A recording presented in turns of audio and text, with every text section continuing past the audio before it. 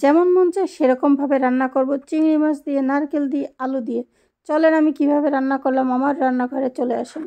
রান্নাঘরে রান্না করব আজকে চিংড়ি মাছ। আমার খুব ফেভারিট চিংড়ি মাছটাকে রান্না কিভাবে করি সেটা একটু দেখাই। তো চলেন আমরা কি কি দিয়ে কিভাবে রান্না করি, ঠিক আছে? ভাতের চাউল একটু বেশি দিছি, ঠিক আছে, কারণ হচ্ছে আজকে চিংড়ি মাছ দিয়ে খাওয়া হবে, সেজন্য। চিংড়ি মাছ ভাজির জন্য আমি এখানে দিলাম রসুন, পেঁয়াজ, শুকনো মরিচ, আর এখান থেকে দেবো একটু নারিকেল বাটা, ঠিক আছে। এটাকে আমি একসাথে ব্লেন্ড করব, সাথে আর একটু জিরাও দেবো। এবার আমি এখান থেকে একটু জিরা দিলাম, একটু জিরা দিয়ে দিলাম। এবার এটাকে আমরা ব্লেন্ড করে নেব, ঠিক আছে। এবার এটাকে আমরা ব্লেন্ড করে নেব।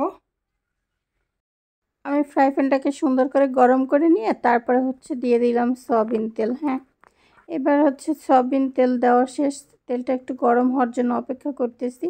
আর এই যে দেখেন আমার মশলাটা বাটা হয়ে গেছে। এখন আমি এটা তেলের মধ্যে ছেড়ে দিলাম। এটা মশলাটাকে আসলে সুন্দর করে কষাবো।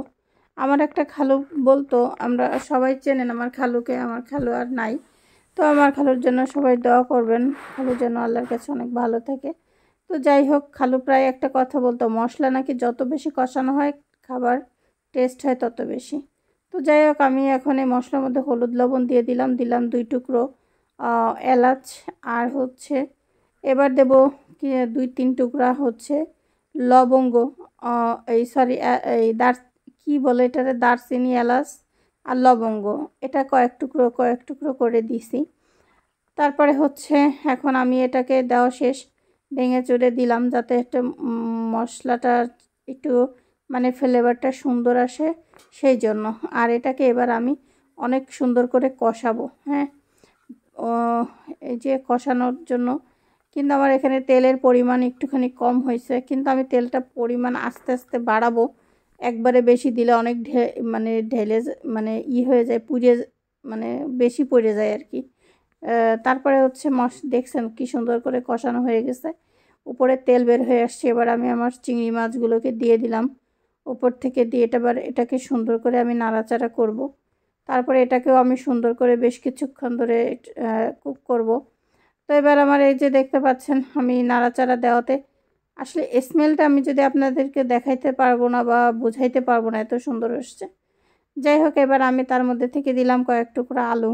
আলু ছাড়া কি মানে জমে বলেন, সব কিছুর ভিতরে একটু আলু না হইলেই নয়। তো যাই হোক, আমি কিছু আলুও দিয়ে দিলাম। তো আলুটা দেওয়ার পরে এখানে আমি আর একটু সময় নেব। এবার একটু পরিমাণ মতো পানি দিয়ে তার মধ্যে দিয়ে দিছি আমি টমেটো।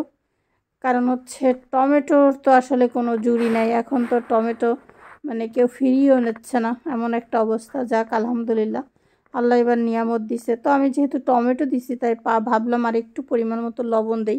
আমি কাউকে কিন্তু ফলো করি না, আমি আমার মতো রান্না করি। তো এখন আমি এই যে ধনেপাতা দেখছেন, কিছু ধনেপাতা দেবো উপর থেকে, দিয়ে এটাকে আর একটু নাড়াচাড়া দেবো। এবং আমার রান্নার উপরে কিন্তু তেল উঠে আসছে, সবাই দেখতে পাচ্ছেন। তেল উঠে আসা মানেই হচ্ছে আমার রান্নাটা জাস্ট হয়ে গেছে। আর কালারটা জাস্ট একবার দেখবেন, কালারটা কেমন আসলে ইয়ামি ইয়ামি একটা লুক আসছে, দেখতেই পাচ্ছেন। তো যাই হোক, ফাইনালি আমার আজকের চিংড়ি মাছ ভুনা করা শেষ। এই ছিল আমার আজকে আমার মতো করে রান্না। আপনারা কিভাবে রান্না করেন অবশ্যই একটু জানাবেন কমেন্টস করে। আর হ্যাঁ শোনেন, যদি কোনো টিপস থাকে অবশ্যই শেয়ার করবেন যে আপু এখানে এইভাবে করলে ভালো হতো। তো ঠিক আছে, এই যে আমার রান্না দেখাই দিলাম। ভালো থাকেন, সুস্থ থাকেন, আল্লাহ হাফেজ, আসসালামু আলাইকুম।